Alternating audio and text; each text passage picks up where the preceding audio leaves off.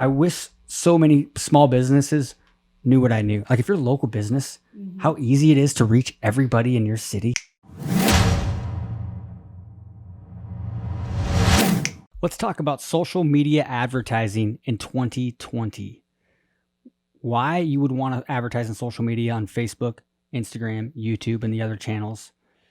And what the difference is between social media advertising and social media marketing or content marketing.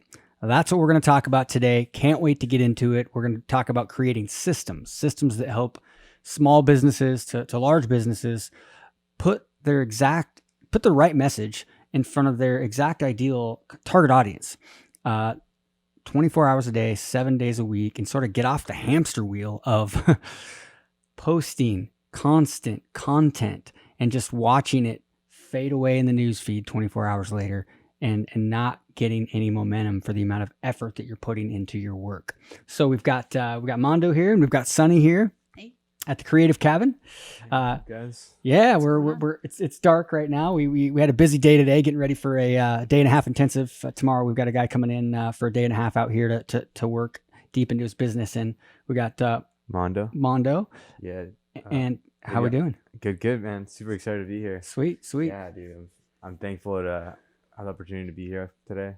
We'll be talking about stuff that I'm super curious about and that I've been wanting to talk to you about, but I know you're a busy guy, so yeah, super cool opportunity. But yeah, so that's a little bit about me. I do video.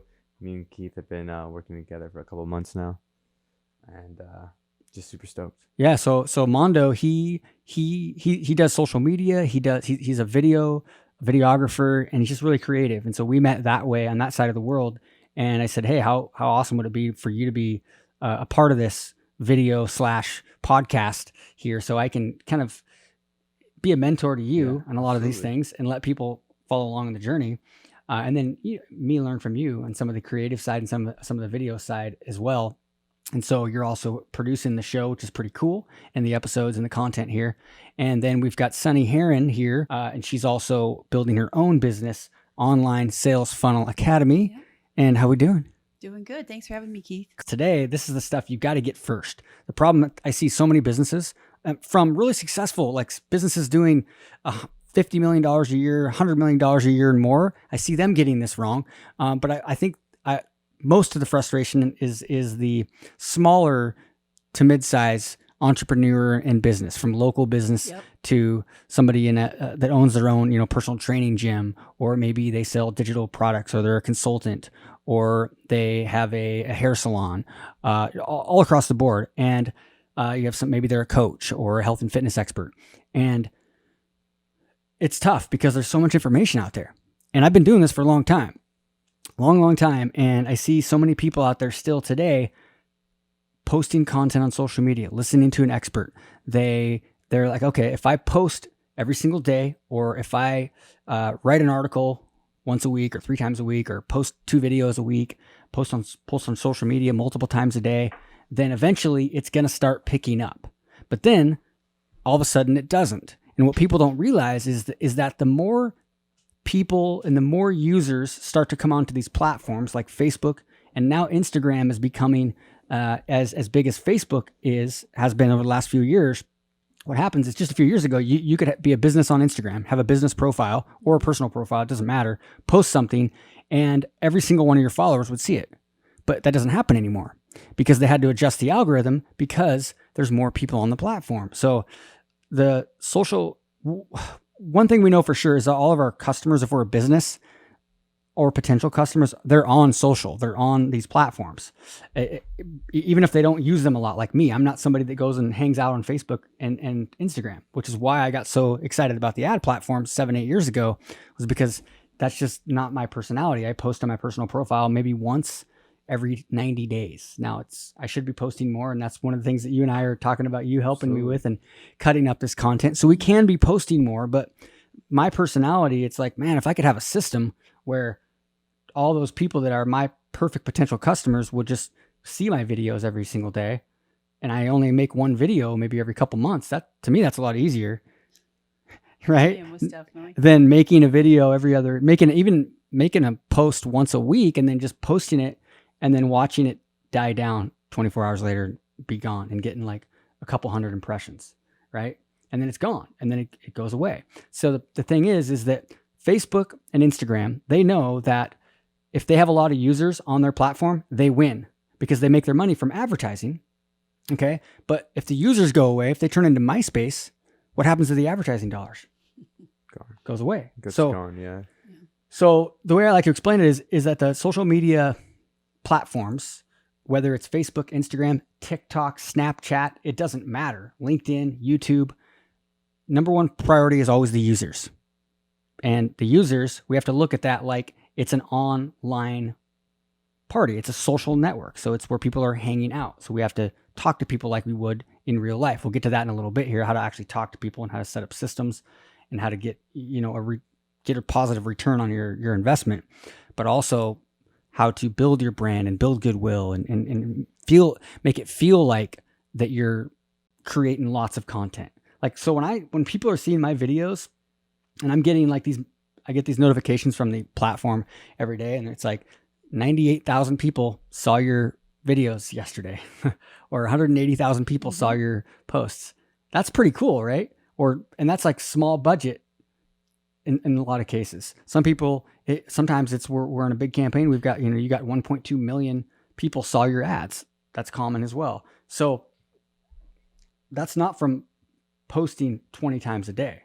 What that's from is saying, okay, who is my potential target audience? Let's see if we can create one good ad, everlasting ad, right? One good ad that simultaneously turns strangers into customers. So simultaneously has something that somebody that might not know my business right now, something that they would want, okay? Whether it's a coupon if you're a restaurant, or maybe it's a free training if you sell a coaching program, or maybe it's a discount on your clothing, or it could be anything. It could be an event, a live event. It could be a contest or a giveaway. There's a lot of different things. It could be just your core product. But if I know that I can create something one time that can run for the next 3, 6, 9, 12 months, sometimes 2, 3, 4 years. We have ads that we created 3 years ago that are still running today. It's pretty cool. And so the thing is I see people like in the real estate business, they're out there and they're putting signs in yards and they're hustling all over the place, and they're text messaging their friends and they're using the friends and family approach, sort of like the old the old like network like marketing soliciting, world, right? like, yeah. Yeah. When instead, wouldn't it be easier if you could just create, a 10-minute video one time, once a month? Now, does that mean that it's only one ad, or is it multiple ads? So what I teach people to do is focus on creating one good ad that serves multiple purposes. So it builds goodwill with people, it builds warm audiences, but it also takes maybe 5% of that audience, because within any given audience, whether it's 1,000 people or it's 100,000 or it's 1 million or it's 10 million people in that audience, there's probably going to be 5% of people in that are in that state of mind where they are already aware of the problem. They're maybe seeking out a solution. There's somebody that is ready to buy or is ready to opt in for your lead magnet or your free giveaway or something like that, or buy your product, right? Yeah. Or buy your supplement, buy your vitamin. Okay. So what happens is if you do it right, and I've got lots of trainings, we've got webinars, we've got an everlasting ad challenge, and we'll link to this wherever you're watching this in the show notes or in the description if it's YouTube to some of our stuff where we go even deeper into this stuff. But if you can get it where one ad serves multiple purposes, builds goodwill, but also generates leads. Make sense? Yeah, so it doing doesn't, two things at the same. Yeah, so it doesn't turn off the people that aren't ready yet, though. That's the key. Okay, get that going. So the key is to not turn off people while still kind of providing value. Yeah, but also having a call to action so you can actually turn that 5 or 10% of people that would be ready, that do need to solve a problem right now, into customers. So how do you do a call to action without turning people off? You do it in a natural, authentic way, just like you would in real life. So let's say that I was a dog trainer. Okay. Okay. And let's say I was going to a party and you invite me to a party, and there's going to be about 100 people there, and everybody there owns a dog. It's okay. just coincidence. They're all friends in this part of the community. What blah blah blah. We go take our dogs to these events and stuff like that, right? Yeah. So I'm a dog trainer. So So we go to this party, and I show up there, and what do you think the chances are that all 100 of those people need dog training for their dog? Probably a lot, right? 100% of them, though. Yeah, 100%. Oh no, 100%, like 90. Probably not, Wait, right? repeat the question. Sorry. So, what do you think the chances are that everybody in that room needs dog training right now, or is actually actively? Let's put it in a different way. What do you think the chances are that most people in that room are actively searching for, like, how to train my dog? Probably, much, like probably 10, not a lot of them, right? 10%. So if I go there, here's how it might look. I might go there and show up at this party, and there might be 5 or 10% of people within the last couple of weeks that were online searching for how to, get my dog from pooping all over the house, how to get my dog to stop barking when somebody knocks on the door, stop biting somebody, like those types of things. So it's like, okay. Maybe even searching for a dog trainer. Very few, like the few that already have that problem. Exactly. Okay. Yep. So you have those people, right? Then you also have some people, I bet, that maybe 10 or 15 of them that have a dog, but think that their dog is pretty well behaved. But when somebody knocks at the door, it's barking. It's barking. It's right? not a well-trained dog, but they think it is. They think, oh, my dog's a barker. Yeah, it's normal. Yeah, it's they normal. Don't know it could be better. But me, the trainer, knows that no, it's not normal. You just have to. There's games you can play with your dog. Within a few days of playing these little 3 to 4 minute games, your dog will stop barking, right? But you don't know that yet. You don't know what you don't know, but you don't know what you don't know. Exactly. So you're somebody that's, if I try to pitch you dog training right off the bat, you're going to be, who's this guy? Who's this D-bag, Yeah, I don't need that. But if I make you aware of if I'm talking to, let's say, so I'll back up a little bit. Yeah. So it's 10 to 15 people like that, right? Then there's probably another half the people there that have a great dog and they really don't have any issues. But 2 months from now, they might get a new puppy. So unexpected events. Yeah. Something happens in their life. They might tweak their back if I have back pain relief or something like that a month from now. But if I have ads running all the time, irritating these people, when something happens and they get that puppy, they're not going to come to me if all I'm doing is selling the whole time. But if I have an ad that's doing like this, something like this that might happen at a party. So we're back at the party, and Sonny over here, we're chatting, and you're at the party too. You're in that 15 to 20% that has a dog that is pretty well behaved but barks a lot, right? Yeah, it sounds like my dog. So Sonny and I are. What's your dog's name? You have a problem. Yosemite. Okay, Nice. cool. So Sonny and I are chatting, and she's saying, Keith, I got this dog, and it poops all over the house, barks at people, and What do I do? Should I take it back and get another one? I mean, And I'm like, how do you Sonny, return no. these things? And I'm like, Sonny, no. This is why my cat person. You don't have a bad dog. Now, he might have had trauma, or she might have had trauma when she was a puppy. Maybe they're from a different owner or something like that. We don't know that. So they might take more training than other dogs. But what most people believe is that they do the punishment. They stuff their nose in poop, right? Yeah. No, dogs are just like kids. We have these games that we show you. So you play these games, you gamify it. They're like 3-4 minute games. They're there's a word for it, right? It's like there probably is. But this is an example. So basically, so Sonny and one of my clients, they have a product. They have products like this, and they have an amazing customer base, right? And so I'm using a sort of a real life example here. But anyway, so basically, let's say that I'm talking to you, and I'm like, you know what? So next time when you go home, play this game. Okay, take the dog, and I don't know the exact principles, but I would give you a game to play, and I'd be telling you, I go, and guess what? You do that every day for 4 or 5 days. Watch what happens. Next time somebody shows up, your dog won't bark anymore. And as I'm telling Sonny this, you're walking by and you're listening, and you're like, wait a second, what? Wait a second.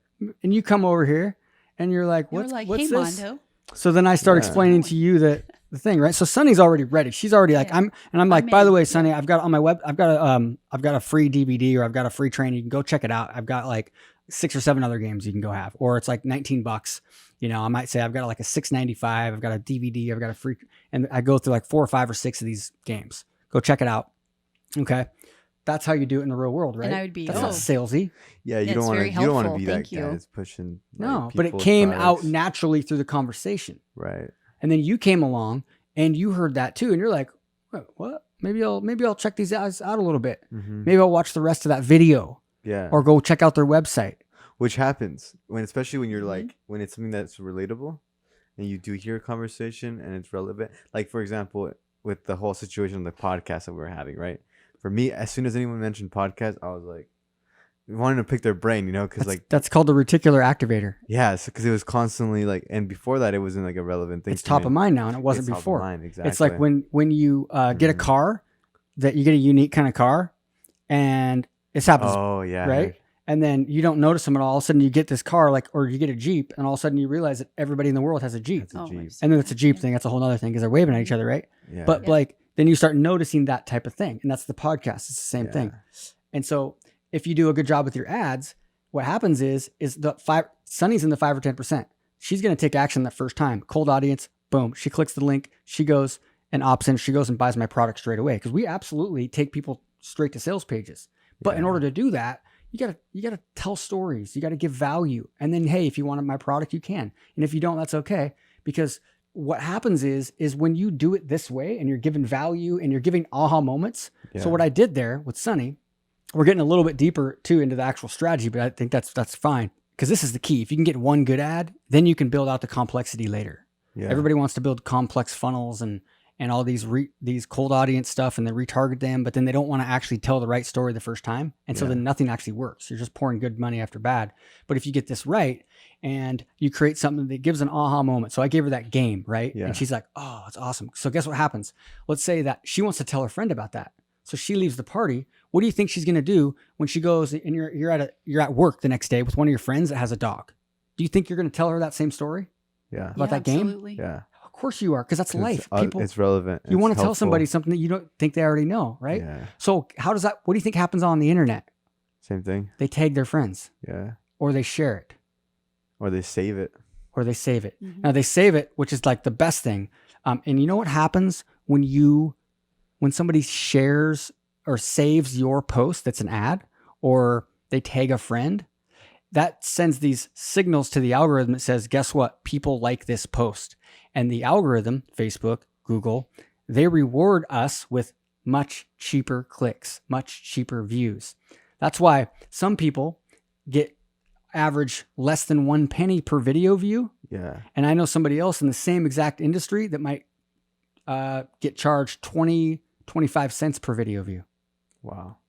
You know, it's 20 times more because of their message isn't shareable.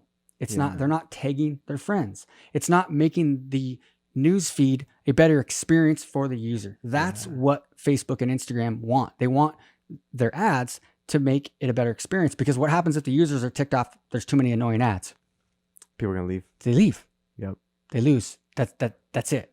It's interesting how relevant that is, how similar that is to real life. Because if you think about it, like when you're in a conversation in a party, if all you talk about is yourself, people are gonna be like, "I'm out of here." Mhm. You're giving no value. You're not sharing anything.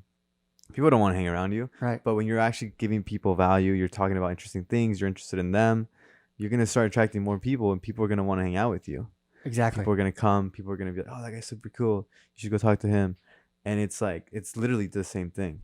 Yeah. Isn't that crazy? That is so crazy. He's young and he's already realized that, which is pretty cool. Most people don't realize that till even like later on, like till they're like 35 or 40, because it's like there's been experiments out there where somebody sat next to somebody on a plane and they experimented where all they did was ask the person next to them questions the whole time and didn't say really anything. And that person got off the plane and there was somebody at the gate waiting to ask questions. And they just did this experiment where I didn't say much to this person. Yeah. Or I talked most of the time. And then another passenger, I just asked them questions the whole time about themselves. Yeah. And then the person would get off and then in the gateway, in the jetway or whatever, or in the terminal, I should know these lingo since I used to be an airline pilot. In the terminal, they would ask that passenger, what was that? What'd you think of that person next to you? Like, oh my, and they'd be like, oh my goodness, the nicest person I've ever met. They were so awesome, blah, blah, blah. Yeah. But they never said anything. Yeah. They were just listening, huh? All they did was listen. Because we humans, we just want to be heard, Yeah. right? Absolutely. And be loved. And when it comes like to understanding what to say in your messaging, the more you understand that it's all about how you make people feel. I had a good friend and client say that over and over. It's one of her mottos, is it's how you make people feel that makes the biggest difference, right? And so anyways, Josh is one of our certified account managers. He's also one of our coaching advisors, and he's one of our agencies that we refer our clients to, our customers that are looking to hire like a Facebook ads, YouTube ads agency to run their ads, right? Gotcha, and okay. so he also runs our coaching call, one of our elite membership programs where we do a live training and Q&A and stuff every Thursday. Right on. And he runs that call as well as the host of that. So it's good to have Josh out here to join us midway through this sucker. And so, good time. In. Yeah. So Good time. 4 people too. It's the first time we have like more people on the show Full too. crew. Yeah. full crew. And we don't Party. have quite the mics right now. We weren't expecting to have, be doing any filming on this tonight. So I've got another one, but it's not here, but that's all right. So we're good. We're going to take turns with the mic there. So basically we were just talking about how to talk to people if you're running an ad, whether it's an ad or not an ad, really, that's still how you should talk to people on social media. It's pretend you're walking into a party because it's just the online version of that. Now, whether you're running an ad or you're doing organic social media, you still want to talk to people the right way and not turn people off. But let's talk about those social media, the organic side of things. And so if you're somebody, are you somebody that has tried a lot of social media? You're posting every day, or you're at least posting a few times a week, and you're just watching nothing happen. And you're not growing any more following. You're not growing any more fans. You're not getting any more subscribers, or the growth is so slow, it's difficult to measure. And you're just seeing maybe a few dozen or a few hundred impressions. It's frustrating. And I think that I wish more people knew what I knew. We've been doing this a long time. That book right there, actually the second and the third edition are there. The Ultimate Guide to Facebook Advertising, the best-selling Facebook ads book of all time. Check this out. Here's the manuscript of that. Have you seen this, right? Nice. That's what's keeping the table set steady. Yeah. I know, right? So we put some time, but that's, we spent now over $250 million across hundreds of ad accounts of industries all over the world, from all over the board. Like I said, local businesses, digital products, physical products, consulting, agencies, bigger businesses, brands, everything, supplements, and people that spend $20 a day to people that spend $20,000 a day, all across the board. And I wish so many small businesses knew what I knew. Like if you're a local business, how easy it is to reach everybody in your city with, like, you could spend $30 a day for a few months and everybody would know who you were, instead of spending so much time. It's like people don't value their time. They're spending so much time and it's not getting anywhere. Go ahead. Yeah, Keith, that's a great point. I think that with what I see with small business owners, and again, with the belief level and what they think they know and what they don't know, Yep. is that the most dangerous place that you can be as a business owner is you've tried organic posting on social media and you've gotten 1 or 2 results. So you think it's working, right? Right. It's like that's the big lie that you don't understand, is that how much better it could be if by just putting a few dollars a day behind it, you could be amplifying your ad all over the city, the country, whatever, and getting thousands and thousands of views and or sales, as it were. Yeah. And but you are in a place where you don't know that that's what's really the blueprint. You know what I mean? Yeah. What should they do, like, as a small business owner So who wants to grow? Well, like, first of all, show my screen for a second. I'll show you just some numbers here. If you understand some of this stuff, like if you look at this right here, this is cost per 3-second video view. Okay. 0.001. You're not showing it yet, right? Yeah. Oh, you are? Oh, 'cause Yeah, I can't it's see it. just- I Okay. can't see it there. So We we got actually could it, but 0.001 per 3-second video view. $800. Now these are $20 a day campaigns. These are low budget, just brand awareness stuff. Yep. This ad right here, to not get too complex, but basically when I was telling the dog training story, this is really meant to connect with the people that aren't looking for a solution right now. They have a dog that maybe that is behaving pretty well, but they might be getting a new puppy a month from now. These are the people that this ad is for. This is just kind of sitting in the background. But if I was a local business, I could be doing this just to target everybody. I don't really care what, some people might be in the market, some people might not be. It's so cheap, 1.3 million impressions. That's a lot of people.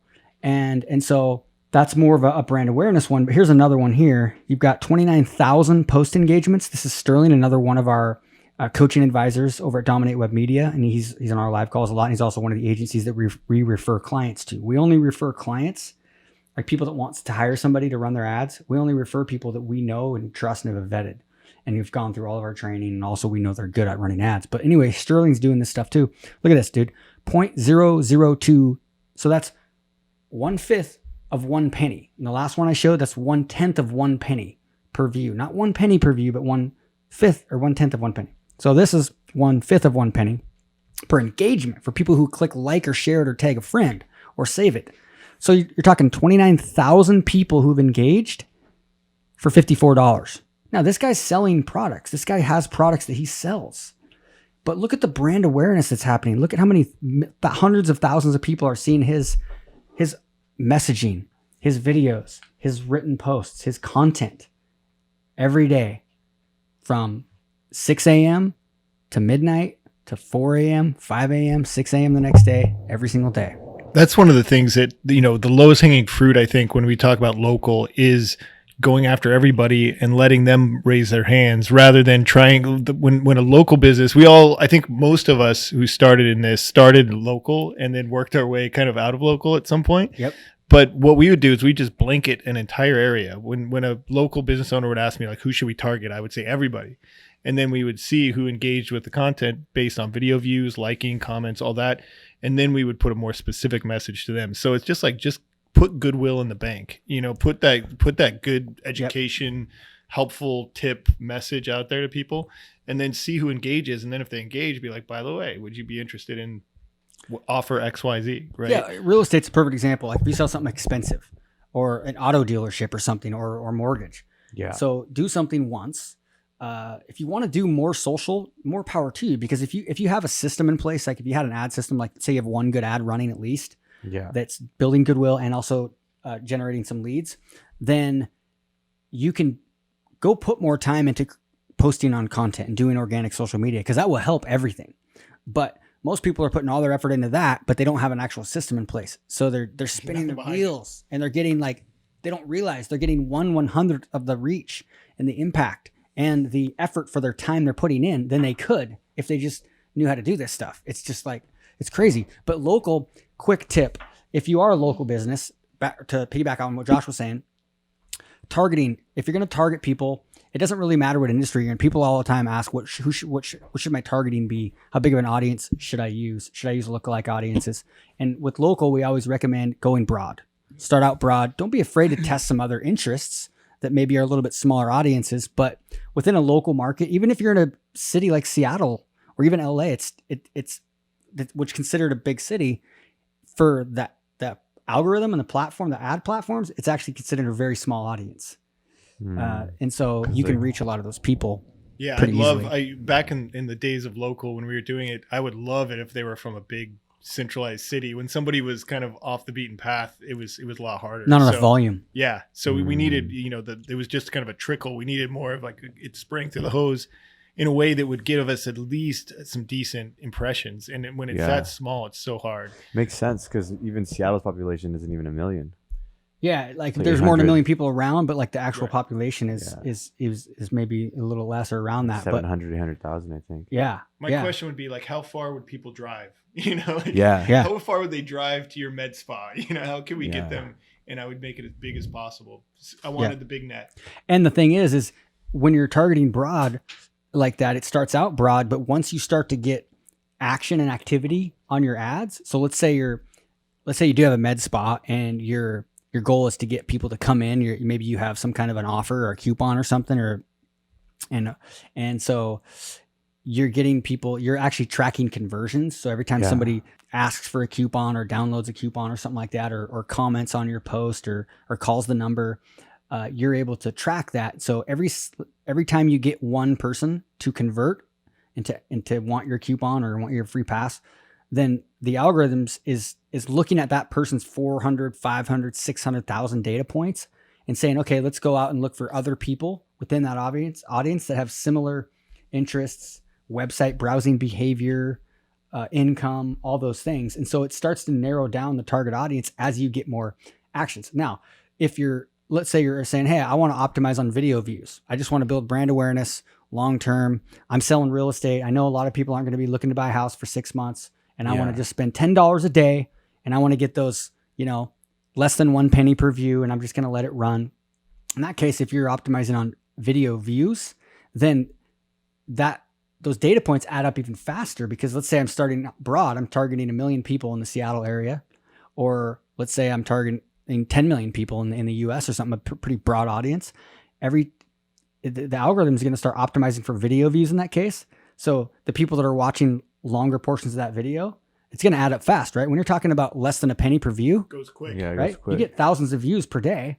And so now you have thousands of data points when each one of those profiles has like 400,000 data points on it that Facebook is using, or Instagram or YouTube. Yeah. They both. And so now you're talking about, 400,000 times 1,000 views. We're talking about big data points. So they're getting really smart. They're saying, okay, I want to find other people that like to watch half your video too.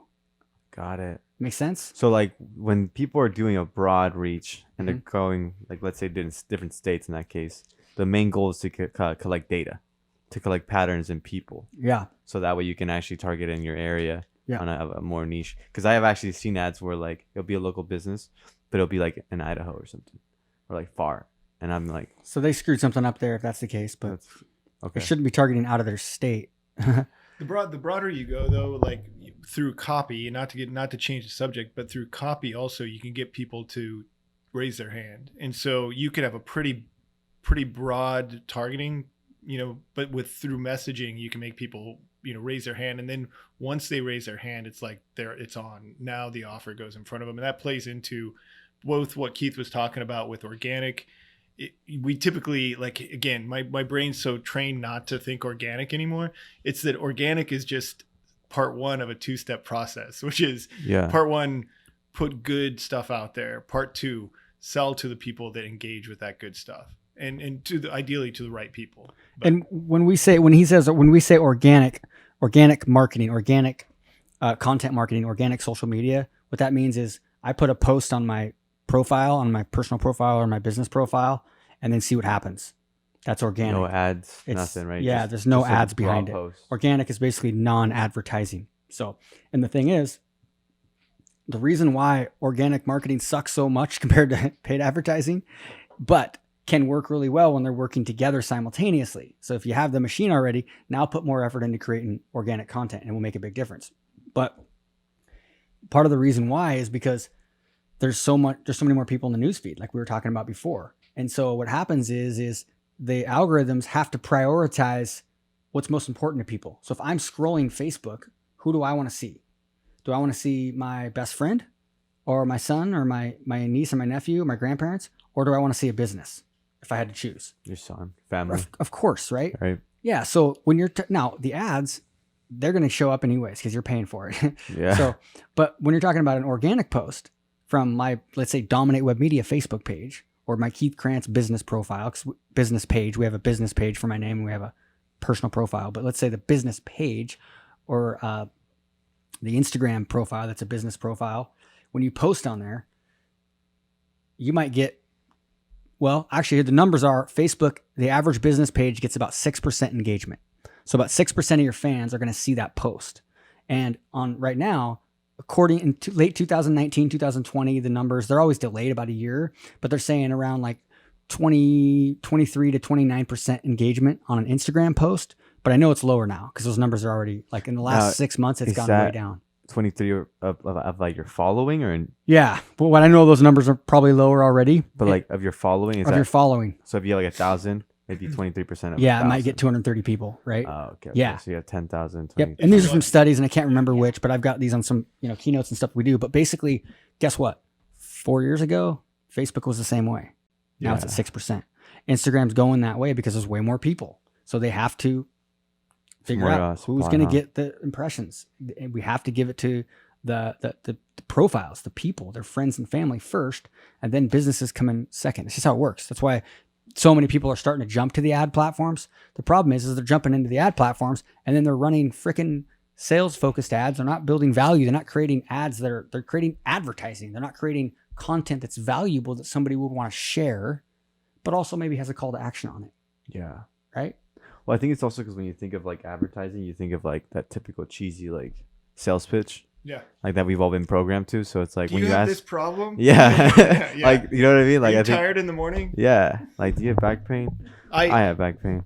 Well, maybe this might be a little bit of a tangent, but I almost want to start a agency called like paid organic, because I'm Totally. paying for something that is my intention is to tell a story that looks like an organic post. But Yeah. embedded in that story is somebody who had a problem and they found the solution, or they talked with a friend over coffee and that friend introduced them to this thing or whatever it might be. And in doing that, and I'll give a lot of credit to this to Chris, because before I met Chris Rocheleau, I wasn't thinking this. And before I met Keith, I wasn't thinking this way. And so those two guys really influenced me in a way that I look at it more as I'm telling a story. It looks like organic, but it's paid. Mhm. And not in a bad way. Just, that's I'm paying for organic. And then on the back end of that, there's sales and marketing happening. Because you can't really do organic anymore, right? I mean, you Yeah. can, but I mean, it's just you have to find other platforms and other ways of doing it. And that's also why I think it's more like an art form, because it's not like you're just running an ad, you're just selling. You're actually thinking about the story, and you have to do it in a way where it's not cheesy Yeah. and where it's not like it's got to actually be something that you would confuse as organic. Yeah. Because it's something you'd actually would be interested in. Keith made me think about what's shareable. Like, what do Yeah. people want to look smart? People want to look like they're interesting. And so that organic thing that I'm actually putting money behind, if it's shareable, if it makes people seem smart or interesting or in the know, or there you go. Mhm. If you want to jump in there, yeah. Great book called Contagious by Jonah Berger, Why Things Catch On. He talks about the 6 principles of why things go viral, why people share things. And that's what he's talking about. So it's not always because it's funny. Like just like for example, like a dealership, like let's say a local dealership, right? Because I feel like I never see them running ads on like social. Like what's something that they could do that is like let's say like a little ad that they could run. Okay, so basically a dealership. That's a great question, because a lot of my family works in the auto industry, and so it depends on.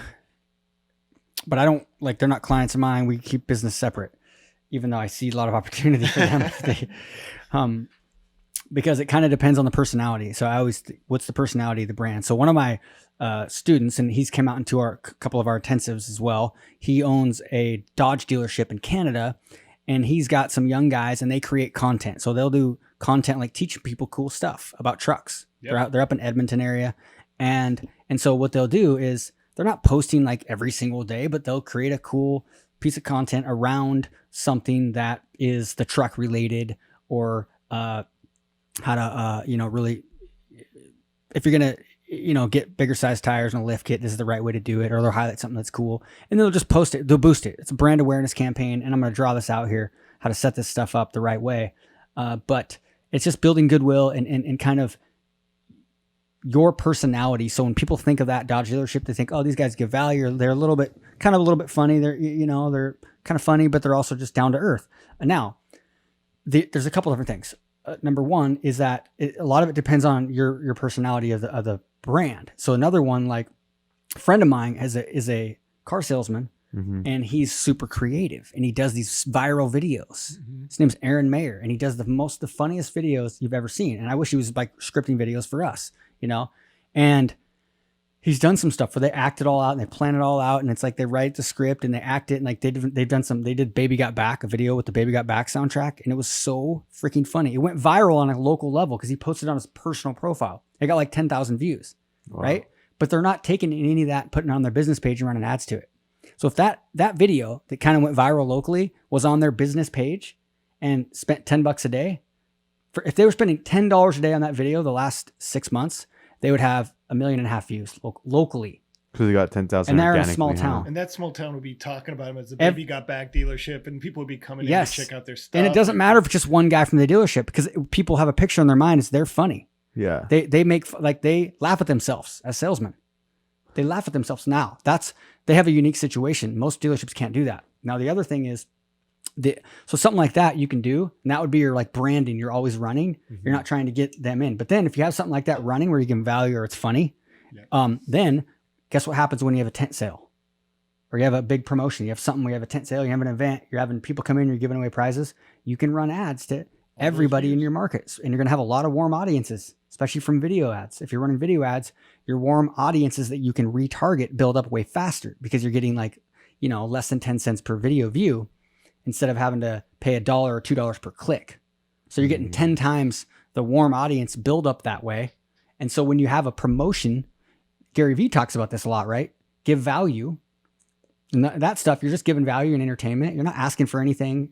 It's a little different strategy than I was talking about earlier with that conversion ad. Yeah. That's going after the 5 or 10%. In this case, I'm talking about, and I'll draw this out so it makes more sense right now, I think. But if you do that with a local business, what I recommend is having a 2-pronged approach, having something always running that's brand awareness. And then when it's time to sell, having a sale. And so maybe it's an event. So I like the event thing too, because and real estate agents do this. They do like community parties and they do stuff like that. They'll have something, they'll sponsor a charity event because they'll get people there. And then once they're there, you can build a relationship. At an auto dealership, you can give away a car. You can have something, you have a concert, you do something like that. And then they'll have events too. Have a party that you're kind of sponsoring. And maybe it's at your dealership and it's at night and it's fun. And then you get to get everybody's contact information. You get to build a relationship. And out of that comes customers down the road. That makes sense. Mm-hmm. And then of course, as you're building this, you might have once in a while, you might have a promotion, you might have a weekend sale, and you're like 0% financing, or we're taking your trade in at any cost or something, like, you know what I mean? That makes sense. So the way I like to think of this is sort of a 3-layer approach. So we have like three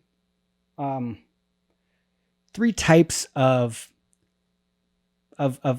there's sort of like 3 levels of branding and marketing in general. So some people are doing a lot of branding, right? Brand awareness, like a Gary Vee or big companies like Nike and Pepsi. All they do is branding, right? Mm-hmm. And you have hundreds of millions of dollars, or you've put a lot of time in over a 5, 6, 7, 8 year period of putting out tons of content. And you're also very, very, what's the word I'm looking for? You're dynamic. You're a good speaker. You're entertaining. Like a Brendan Burchard or Gary Vaynerchuk, right? You're out there all the time. Over time, your organic's going to start to blow up, and you've been putting 10,000 hours into content. But a big brand, they spend a lot of money on advertising. Branding works, but it costs a lot, and it takes a long time, and it takes a lot of repetition. So, but let's just think about one level here, one tier as branding, and awareness, and then goodwill. Okay, so think about this as all sort of.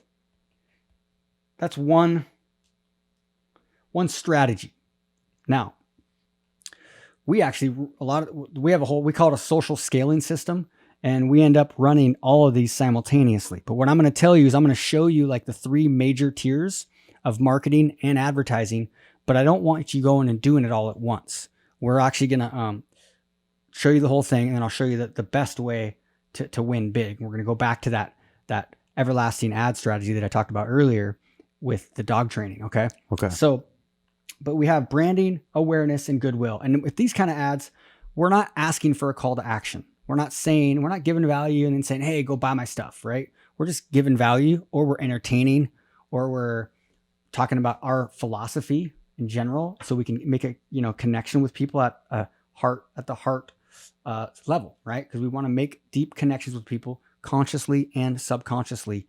So even if they're not in the market, because when something happens and they get that puppy, or they trip and they tweak their back, and they're in the market for your back pain relief, or your dog training product or service, or pet supplement, or Facebook advertising course, then their subconscious heart and soul has a connection to you that they don't even realize. But now that they're in the market, when they see your ad, they convert right away.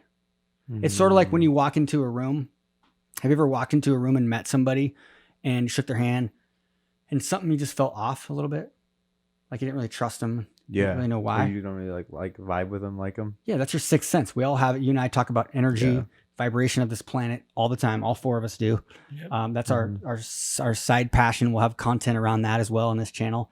And so the point is, though, that's where your branding comes in. That's where the example I gave of the kids up in Edmonton at the car dealership, just giving value, or Aaron doing the funny videos. Okay. So that's branding. Some people, that's all they do, and that's okay, but it's just you're not going to be able to spend $100 and get $100 back. It's like when like you look at Patagonia and you feel like outdoorsy, and you feel like you're helping the environment. Exactly. Kind of like that, right? They do branding. And they tell stories, and they write books, and their author writes a book called My People Go Surfing, and he tells the story about how he started this $1 billion company without trying to. And so they have a connection with people at a deep emotional level. It's awesome. So that's why they can charge more money, but they also have great products because they care about the environment. So if this is all you do, you have to know that this is like, I'd like to say, you're putting money in here and you're not going to worry about it for, let's say, 3 to 6 months. Okay. Investment. It's sort of like, think about this top layer, or if this is all you're doing, then you have to have a lot of money, right? If you're not going to do any of the next two layers that I'm going to talk about, then you have to have a lot of money and a lot of time. And the big brands do. Nike. Do you think people know who McDonald's is? Like when you drive by, they're... Yeah, it's going through your head. The jingle. That's branding because it freaking works. It's like it's poison, but we still go there once in a while, right? Yeah, killing ourselves because it's advertising works. You know what's crazy too is like when you go to a foreign country, like it's almost like you feel a little at home because there's a McDonald's. It's crazy.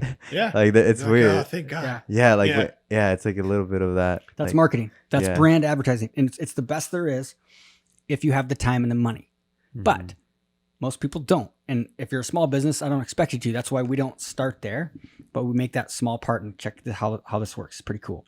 So the next thing is what I call conversion. Okay. These are your conversion or cash flow. This is for cash flow. Now, even if you look at, it's funny, if you look at Facebook, I'm going to show my screen. I'm going to show a different part of my screen here. If you go to start an ad in Facebook, they ask you, they have awareness, okay, consideration, and conversion. And awareness is this top level here. Consideration, what we're going to do now with the everlasting ad, what that does is it kind of combines consideration and conversion. It's pretty cool. It's kind of magic. Facebook. So what happens is here, this is where remember earlier when I talked about going after that 5 or 10% of people. Okay. So this here is where if all you were doing was conversion, then all you would be doing was asking people to buy your product or to opt in or to download your coupon. Right. And if you're a car dealership and that's all you do, you're going to piss people off after a while. Oh yeah. Real quick. Even in a digital marketer, you're going to irritate people after a while and your ads start to burn out. It's a burnout. Yep. Now there is a way though. I call it the everlasting ad. There's a way that you can do a little bit of both. You can do some branding awareness with this ad down here, also generate cash flow. So it's not going to turn away those people that aren't quite ready yet. It's not going to reach all of them, but it's not going to turn them away, but it's also going to convert. So you're going to give value. It's like I'm explaining that 3-minute dog, the games to get the dog to stop barking. But then I'm like, hey, by the way, if you want the rest of my games, then I've got a free training for you, or I've got a $19.95 DVD or free plus shipping book or something like that, or a webinar. Okay. So I can do that. So with the everlasting ad, what we're doing is we're saying, I want to turn $1 into at least $1, preferably $1.50. So let's just say $1.50. Sometimes we turn $1 into $2, or $1 into $3, or $1 into $4 or $5 even, right? But preferably $1 into at least $1.50 in the next like 24 to 48 hours. That's the goal. A lot of times we're doing that much faster than that, but sometimes not. It just depends. So how about that? I mean, that's free advertising. Imagine if all you do is run a video ad that runs for a month and gets 150,000 views, 850 million impressions. You spent $1,000 to get that. Maybe you spent, $3,000 to get that, but then you got 4,000 back. So you made $1,000, you got 800,000 impressions, 100,000 views, you made $1,000, and you acquired 200 leads and 25 customers. Yeah. How about that? Even if you just got your money back. Even if you just got your money back. You Exactly. Think about all the people you'd be seeing. You're building your brand, right? Yeah. So that's the what I eventually we tell people we want them to get to about 50 to 65% of your entire budget is here eventually. Starting out though, I want 100%. Starting out, you want 100% here. I want all the focus there. I want you to get momentum because this is your anchor. You're learning how to ride the bike. You're generating cash flow. Okay. But eventually we're going to get to the point where we're going to have, so let's back up for a second. So I'm going to keep that crossed out. So we're starting out, we get one good ad that builds awareness, builds goodwill. And like I said, I've got free trainings about this where I go deep into it. I've got a challenge. We'll link out to whatever we've got for you in the show notes or in the description. And so first of all, you get that going. Once you get that, then you say, hey, let's peel off 10% and let's put 10% of my budget here. Okay. So, but here on the everlasting ad, Facebook has something, and so does Google in AdWords, is I can tell them I want to optimize based on conversion. So our objective here is conversion. So we're saying, Facebook, I want you to go out on Instagram and on Facebook, and I want you to find people that are most likely to convert. And they will. It's unbelievable based on their web browsing history, their interest, their behavior, all these things. And so they're going to find people that are going to convert. So we're going to use that conversion objective. It's right here. So that's the one we're going to use 90% of the time starting out. And most of our campaigns are using that. But then once we get that going, we're like, you know what? Let's peel off 10% of our budget. So we're going to go to 90% now on that. And we're going to put 10% over here, and we're going to use maybe engagement or video views objective. Okay. I consider really the consideration and the awareness, both those are all the objectives that we use in that top part of that triangle that I was just showing. Okay. Yeah. So I'm going to go back to that. So we're going to use the conversion objective here, and our KPIs over here, key performance indicators, are going to be cost per conversion is the first one. So we're tracking cost per lead. How much money do we spend $100 and we acquire 10 leads? Then it costs us $10 per lead. Mm-hmm. Okay. Okay. Sometimes we're optimizing on purchases a lot of times. Okay. We spent $100 and we acquired 5 customers. So it cost us what? $20 per customer. So that's how we're looking at. We're looking at things like cost per conversion. We're also looking at cost per click, and we're looking at some other things, but I'm not going to go too into detail on that. Now, up here, so now we're at 90% here. We're at 90% here, and we're at 10% up here. Here, let's say we have a video, like I talked about, like that one with the Dodge dealership. It's just giving value. We're going to use the video view objective maybe. It really doesn't matter that much. You can use the engagement objective. You can use brand awareness. They all cost similar costs, actually. So I'm going to use the video view objective. And the way Facebook is it's so crazy how smart it is. And YouTube's the same way. YouTube's controlled by Google. You think Google has some data on us? I think so, right? Google and Facebook have the most data. And so what happens is they're going to go out and they're going to find people that like to watch videos, but not necessarily like to convert. And so what happens is your video view cost goes down even further. That's where it gets into 0.00. That's where, remember I was showing it gets much, much cheaper. So you're talking about, very cheap video views, and I'll show you my other screen again. So basically, if I'm video views objective, engagement objective, see these numbers right here? That's the one I was just showing. So this is using the engagement objective there. This one was using the engagement, I think, here. And then this one up here was using the cost per video view. That's where you get into the... Yeah, let's go up to the next one. So this one here is using the cost per video view, and you can see how cheap they are, 0.001, 0.03 in that case, 0.001. So we're looking at cost per impression. We're looking at just in general cost per impression, but also impressions in general, like how much reach, how many impressions. So we reached 500,000 people. We got 1.3 million impressions. Reach is just the amount of unique people. Impressions is the amount of impressions. So that what's means an one person might have seen it twice. But Mm. we want, with branding, we need people to see our stuff more than once. If they just see our stuff once, they don't remember. That's why we recognize McDonald's, and that's why we know those jingles. It's because of the repetition. So We've you seen want it people so seeing your much. stuff every day. So when you're posting on social media and it just goes away, and then you post again a week later and a few people see it, nobody remembers you. But when they're seeing something that you have every single day, even if it's a video that you made once or a post that you wrote once, yeah, like they think you're out posting all the time. So it serves a similar purpose. So now, this ad here is using that, where our goal is to build brand awareness, goodwill. The money that I put in there, that $800, I'm not expecting to get that back today. I'm expecting to get that back maybe 6 months from now. That's like investing in my retirement. Okay. But instead of having to wait 30 years, I only have to wait maybe, a few weeks. That's how the social media works, because it's fast, But like I said, I wouldn't spend any money on this top of the funnel stuff At the until I get beginning, that right? conversion one working first. Yeah. That's important. So now the conversion one though, like this one here, this is what I call an everlasting ad. This one, check this out. When you do it right, you can create one, especially if it's a video, one video, and you can say, hey, the same exact video can be used on Instagram, Facebook, and on YouTube. So this one here, so you got you're tracking per purchase. So we can say we spent $15,000. This generated $51,000 during this time period. 2-minute video.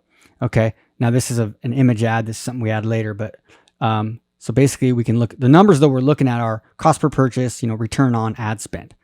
Now you see this right here, that ad I was just showing, and you got the same ad here on Facebook newsfeed, on the Instagram profile, and then on YouTube. The same, when you do it right, we call it an everlasting ad. And how it works is basically, if you go back to the triangle here, eventually you get down here, and I call this smart retargeting. Okay. And honestly, if you're a local business, I wouldn't even worry about this bottom level. It's just these top two that are the most important. Okay. If you're a local business, then you should probably be spending maybe 40 to 50% here on the branding, and 50 to 60% here. 50-50 maybe even. If you're local, especially if you have an expensive product. It sort of depends. If you're a local restaurant, you'd probably spend more time on conversion because it's something that it's something that's an impulse buy, right? Or a retail business. But if you sell something that's like insurance, I think of like the billboard people, right? If you're like a billboard person versus a coupon person, right? So that's who I look at it. Like think about the people that buy, bus benches and billboards and stuff like that. That's where you kind of see it at the top of the funnel versus the bottom of the funnel. More relationship driven versus transactional. Yeah, 100%. Yeah. So basically, but general, anybody else, if you have an international business that reaches national, you sell physical products, digital products, consulting services, you're going to be more like, eventually we want to get to 20 to 30%. Come on, Krance. 20 to 30% up here. And then, like I said, 50 to 65%, maybe 50, 65% here. That's if you sell like information products, e-commerce products, and then maybe down here, you're 10 to 15%. And down here, it's just as much as you can spend, because these are people that are warm, they're hot. They've already been to your website. They've shown interest. They've looked at your sales video. They've looked at your product page. Maybe they've been in your store. Maybe these are the people that we call smart retargeting, and it's more sales focused messaging. Okay. You can talk about your product a little more. You don't necessarily have to provide a bunch of value, but instead you might be overcoming objections. You might be showing a little bit more proof, testimonials, case studies, just talking a little bit about what separates your product from other products and services. So in general, though, if somebody's already shown interest, just by putting something in front of them, again, they'll convert a lot of times. You never know what their situation was the first time they showed interest. One thing really quickly to add to, we've been focusing on recently is more diversity in the bottom of funnel smart retargeting stuff, because that's also where people will get annoyed the most. You have one or two retargeting ads and you're just putting it in front of people again and again. They're like, stop with that, buy my thing ad. I didn't buy it the first time. But also you never know when somebody was in a bank line and was like interested in it and checking it out, added it to cart even. But then they're just like, I gotta get on with my life. Later on, they're sitting in front of their, iPad or computer. You hit them with that retargeting ad, and they're like, "Yes, I wanted that." I want that now. Yeah. Yep. Yeah. And so if you're, like I said, local service based and stuff, that's not as big a deal. But if you have a website that sells stuff on it, then it is. And we have Josh has got some super ninja stuff. We go a lot deeper to that in our our consulting and our coaches and our webinars and our trainings and or just hire somebody to do it for you. This isn't the right thing right now. We'll go deeper into this stuff in another episode later, in another video. But for right now, we want to keep it a little more broad, because here's the thing. This right here is the key. You've got to get that. So what I'm going to do is I'm going to go to the next slide, and I'm going to pull in a blank piece of paper out here, and we're going to talk about that middle, okay? That conversion, okay? That conversion campaign, but it's also simultaneously building goodwill and trust, because you're giving them some value maybe, or you're entertaining them. And this is what we call our everlasting ad. So our everlasting ad has 4 pillars, and I call it the Emerald method.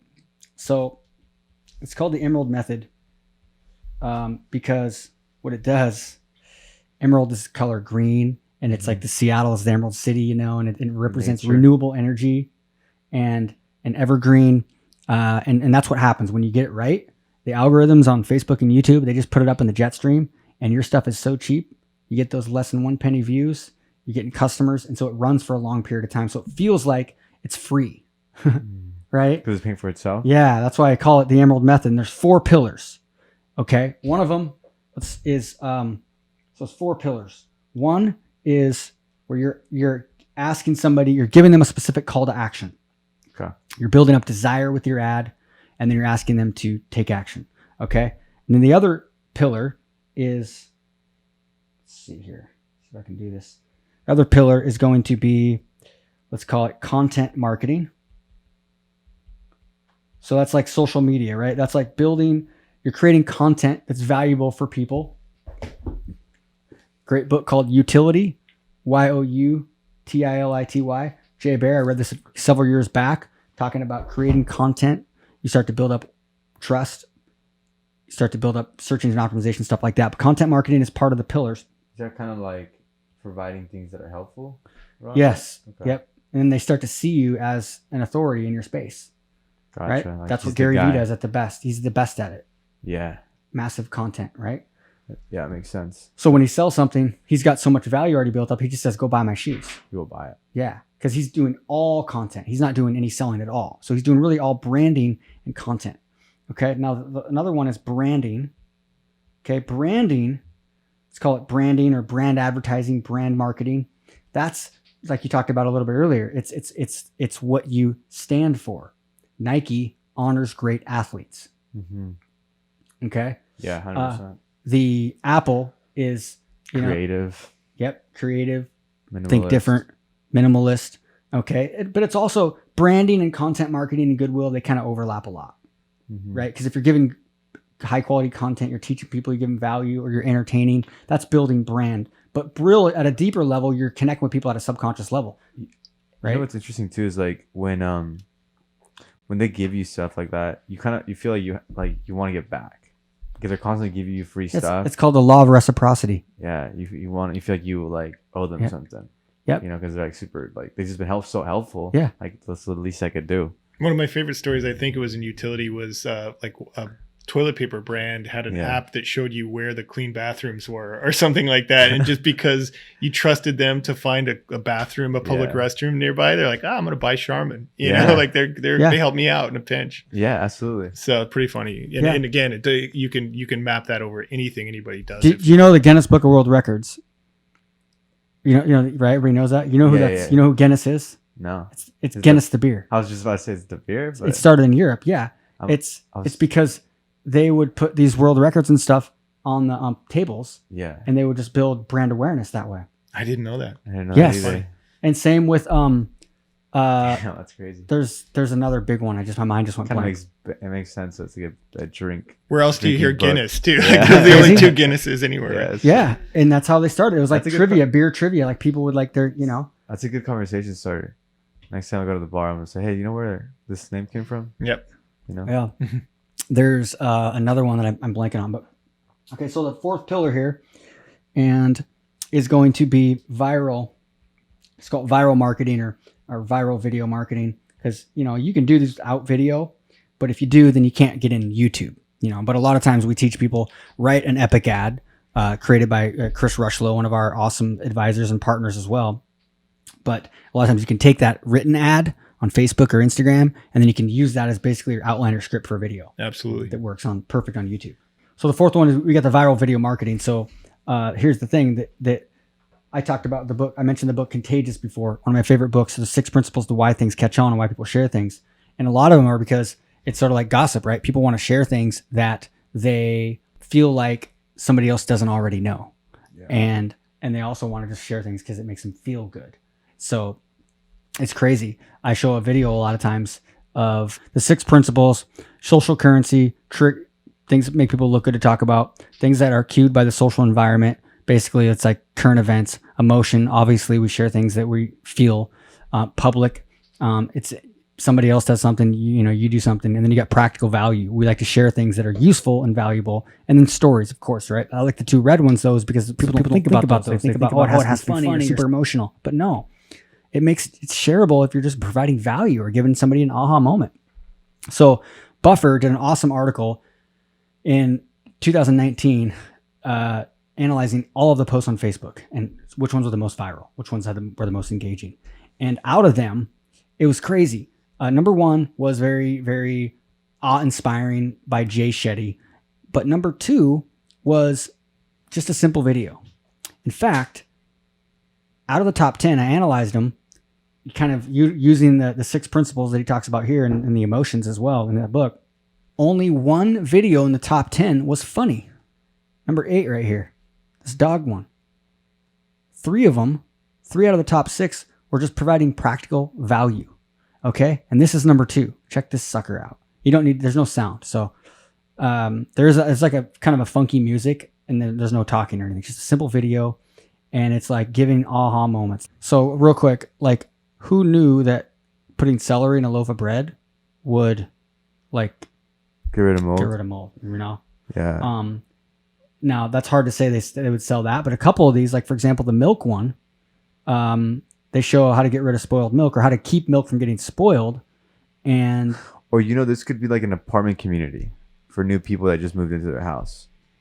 yeah, it could. Something like that, Yeah. right? Like Or they might sell like salt or like commodity items like that. yeah, I just one out of Like them a dollar all. stores. Like Yeah, they have a lot of there you things. go. And then they show there's a really cool, I can't remember the Facebook page. One of the ones Todd Herman sent me that kind of went viral. And that's what they do. They sell like knickknacks, small little, it's almost like a dollar store. Yeah. And one of their videos went viral just showing you how to use these little, like, Little it's things. nasty out It's there. getting windy. Windy and rainy. And so, dude, it's the second most out of the entire year. And so if they sold stuff, how easy it would be to add a call to action to that. And that's following the format. This is what we've been teaching for years and years. We're talking like over 800 million video views right now under our belt with just our ad accounts, just clients. Question: would this not qualify as an everlasting ad because there's no call of action? So Or would that exactly. qualify? When I say an everlasting ad initially, I'm thinking something that provides value, but also has a call to action to it. Got it. But Got it. So this over has time- part of it. Yeah, exactly. That's like the fundamental, making it shareable. So, and then eventually though, this might be, you might have an ad like this, just one of your branding, that top of funnel stuff. Mm-hmm. And Keith, real quick, it looks like on their website they do have a section for they're selling cookbooks, baking, Perfect. That makes sense. gifts on wow gifts, and things under $25. So they do have some sort You of said knickknacks. Yeah. So they're using both of these principles right here. yeah. 100% right here. They're using 2 pillars on that ad. Now, they're using the content marketing, the viral video marketing. They're not really using the so they're really using the content marketing, they're giving value, feedback, and then they're also having it's viral because it's shareable, right? They're not really, it's not really branding. It kind of is though, right? Because it's like value, no call to action, but There's no direct response on that. But if they have another ad that says, hey, you know, we have 3 or 4 of these products in our store, get them, or put them in they might put them in the post or something like that. Mm-hmm. And then now you can optimize on conversions and boom, away you go. There's your one good ad. Then it becomes a everlasting ad. And That this is makes why we sense. call, this is the sweet spot here, right? So it has all of those. Yeah. It's the Emerald method. Yeah, because if I saw that video, I wouldn't know what to buy. You know what I mean? Yeah. But if they told me like, hey, we sell these like specific, like if it wasn't like if it was something else other than seller, then I'd be like, oh, sweet. The other thing is you'd share it with somebody. They'd watch Mm-hmm. it. They'd share it with somebody, and then later on, somebody like me would tell you what to buy. You know? we put the cookbook in front of you True. and say, or you know, somebody who does you know, like efficiency, like somebody who does efficiency for like kitchens and closets or decluttering or something Yeah. like that. It's these little like life hacks would be great for somebody looking to. So then it becomes data, like useful data. Yeah. At that point. Yeah. And then again, you can put a very specific ad in front of people who watch that, and you would know that they own a home or you know, buy these things or whatever it might be, and you could do all kinds of different things. Because then you know it's like relevant to them. Yeah. Got Yep. it. That's cool. It's funny because a lot of these things, like I was looking at, like I was telling you, boosted board. I was like looking at boosted board and look at I was gonna buy one. Electric skateboard. Yeah, an electric skateboard. Yep. For the city. Just super convenient. And then I saw it, and then boom, ad on my Hope we don't lose on my power. Instagram story. Iguana just hit the window or something. I know. That'd be a pattern. Dude, that's What crazy. is that? That's the trees hitting the window? tree? I think it's this one. Yeah. huh? Dude, if we Probably lose is. power, we might lose this whole thing. I do not want to lose. Oh, no, that won't stop, right? No. Yeah, okay, cool. Dude, imagine. It's crazy. I'm waiting to see a guy in a mask out there. Or something. Crazy. Well, luckily there's like a 60-foot drop, so you're. Yeah, I'm okay. Well, that'd be good. Keep going. You're... Oh, and then I just started getting like retargeted. And I gotta say, like, it was more and more like every single time I saw it more, I was like, yeah, you know, I should really get one. Yeah. You know? yeah. Especially if I was in a situation where like, damn, I wish I had a Just boosted got board paid. already. It's yeah. Friday. Yep. Yeah, or like I'm on my manual skateboard. You know, Yeah. and I'm like, oh dude, should get an electric That's skateboard. it. Just making us lazier. Yeah. You know? It's just the right moment when you finally like, yeah, why not? Yeah. Yeah. I just want to work at one of those places that just makes those videos all day. You know? I know, right? Just make viral videos. We're just gonna like, go. We're just gonna go psychology. into the break room and make a bunch of videos. I'll be a thing Oh yeah. for Oh, yeah. sure. So essentially with this, we have kind of a 3-act structure, and I'll go basics, and we spend a lot of time going through this in all of our trainings and stuff too. But this is it. You get this right once, dude. You get this right. Now you got something you know you can run 24 hours a day, 7 days a week. Now you can free up some time to work on your organic content marketing. Mhm. But don't do that first. Do this first. So act 1, step 1 is stop the scroll, get attention. So if it's on Facebook, your goal is to get them, they're scrolling. You might have some kind of pattern interrupt. So it might be Yeah. motion always works well. That's why the walking talk videos work, the selfie videos. Yeah. No, it just reminds me of what you said earlier. It's like the passive income, right? Mhm. You first get the passive income, and then once you have the passive income coming in, then you go and start doing what you actually, your passion projects. Right. You start exactly. building your skills because Yeah. you have that already coming in, so you can actually have that peace of mind. 100%. And that's where I like consultants. That's why a lot of people, they want to build their passion. They want to build their online business. They want to build the life of their dreams, live the laptop lifestyle. But you'd be so much smarter off just developing your skills and getting cash flow and getting a few clients paying you some money and learning and getting so good that now you can build that revenue up and build your name in the marketplace, Mhm. piggyback off somebody else's authority, then start to free up a little bit more of your time working on your passion project. Yeah. That's the way you do it. yeah. Or your information products. But so many people, they spend 6, 7, 8 years working on their passion project, and it doesn't take off, and they could just go get results for somebody, and it would like speed up the process times 10. Yeah. So that's the thing. Now, so basically step 1 is stop the scroll. YouTube, it's just get attention. In YouTube, it's a little easier. You need to get their attention with the messaging, and you want to basically really be able to, call out that person and connect with that person. Maybe you call out the frustration or challenge that they're having, but you don't do it in a douchey way, right? You don't say attention homeowners or attention business owners. Nobody walks into a party. If I walked into a party and I Yeah. knew that maybe there wasn't 100, maybe there's 100 people there, but there's 20 dog owners there. Do you think I would walk in there and say, attention dog owners? Be like, I've "Who's got a this guy?" solution for you. No, why do so many people do that on their ads? It's Yeah. stupid. And we actually have an ad that's making fun of that. But basically, instead, if you're talking about maybe your experience, Yeah. when I first had my dog and he was barking every time somebody showed up at the door, I thought that he was a barker. I didn't actually realize that he was a great dog. He just needed some different training. And then he turned into the most well-behaved dog ever. Now, I just spoke to that person and I empathized with them. So I spoke to that challenge, but I did it in a normal conversational way, right? So, so you want, your messaging, you want to be able to get there, you want to be able to connect with that challenge ideally in a normal way, but also, you can use motion or pattern interrupts. Like I started one where I threw a laptop against the fireplace because it's an emotion that people feel. They felt frustrated with the platforms. And so that was just a pattern interrupt. It was to get their attention. And it's a thing to test. But a lot of people, what they do is they put so much focus and energy on the pattern interrupt and trying to be funny or crazy, but they don't get step 2 right. And step 2 is the most important part, which is the meat. It's the content. It's the celery moment. It's giving them an aha moment that makes them want to save your ad or share it or tag a friend, and then sending those signals back to the algorithm that this is valuable. Okay, so we're going to lower your cost. We're going to give you more impressions for lower price than everybody else in your industry because your stuff is valuable. And how do you do that? You show them something. You give them an aha moment. You show them something they didn't know before, and so they want to share it. You map out your proven ingredients, and then you're like, hey, instead of having to go out and go to the store and get all of these 6 or 7 or 8 or 9 superfoods or pieces of software to build this dashboard, we've got the supplement that you can get them all with one drink, or the smoothie, or we've got this software that does it all for you. We'll show you what the important elements are for a sales funnel or a landing page, but don't go build it all yourself with all these tools and all these integrations. Buy ClickFunnels. We've already got the templates that are proven for you. So you can show them the value and say, hey, my product or service makes it easier for you.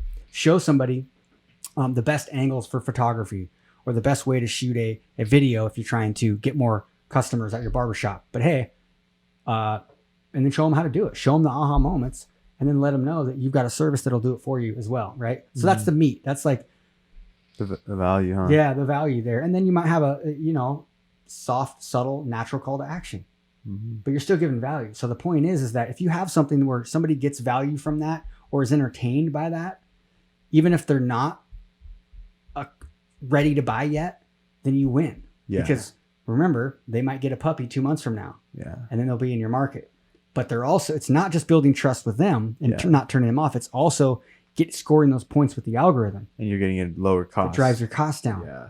So you're actually saving money, even though you're actually making money because you're saving money, even if they're not buying. Because you're lowering your cost. Yeah. And so I say make it shareable. It's not to get a few extra impressions from somebody sharing my ad. That's not why. It's because of the signal that's sending the algorithm that my stuff is valuable. So they reward me with my future impressions and click costs and video view costs by lowering them.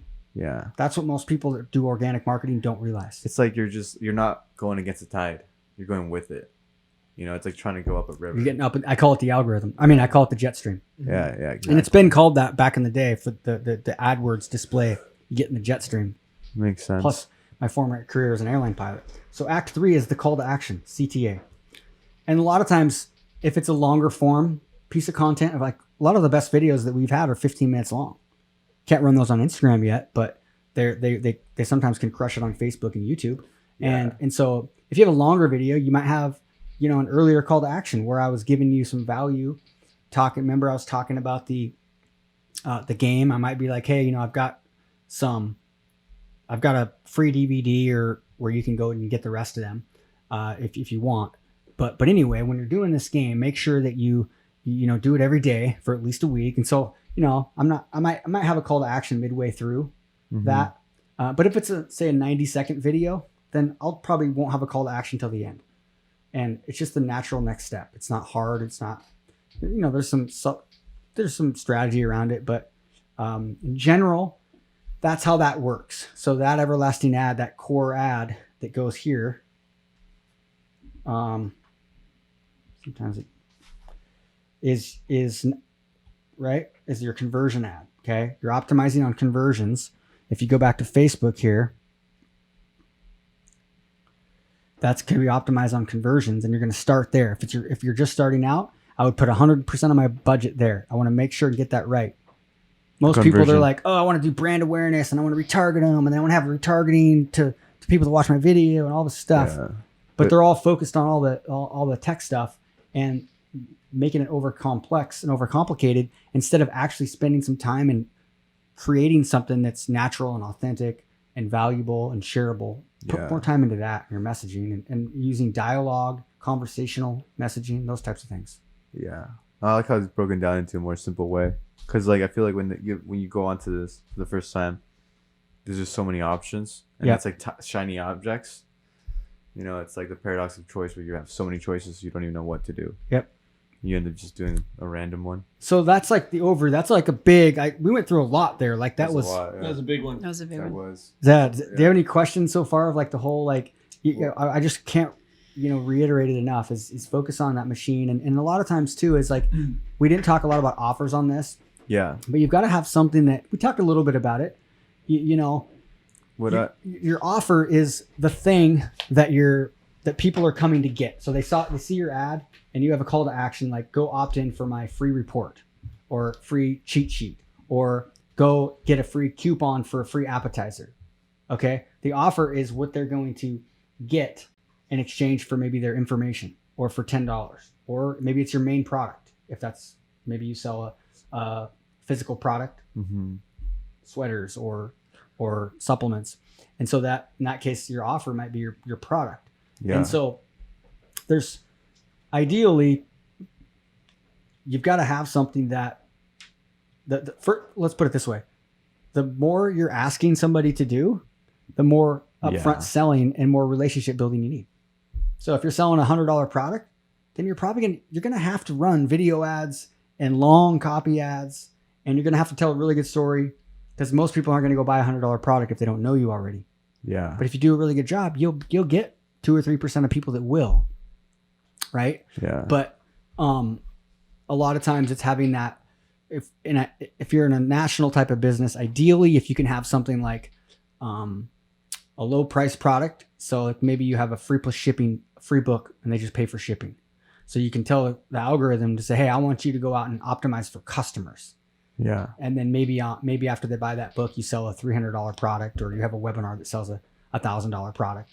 Free webinars work really well if you sell something that's a little bit more expensive, because they can opt in for a free training or a video, and then they can you have a lot more time to build a relationship and build up that education and build up that desire, right?